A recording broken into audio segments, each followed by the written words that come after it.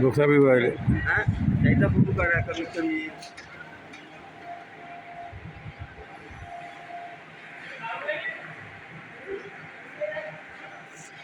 शासनाने यावेळेला CCI मार्फत जी खरेदी आणि बाजार समितीमध्ये त्याची नोंदणीची प्रक्रिया आणि व्हॅलिडेशनची हे दिलेली होती.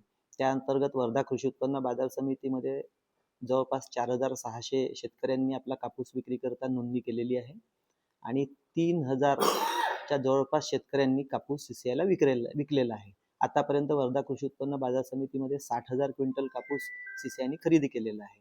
परंतु अद्याप त्यामध्ये काही कास्तकारांनी डबल नोंदी केल्यामुळे एक 700 ते 800 कास्तकार शिल्लक राहिलेले आहेत आणि कापसाचे भाव हे हमी भावापेक्षा वरती गेल्यामुळे CCI मध्यंतरी 20 दिवसासाठी बंद झालेलं होतं व अचानक कापसाचे भाव आंतरराष्ट्रीय उलाढालीमुळे पडल्यामुळे आता परत शेतकऱ्यांना CCIचाच आधार आहे.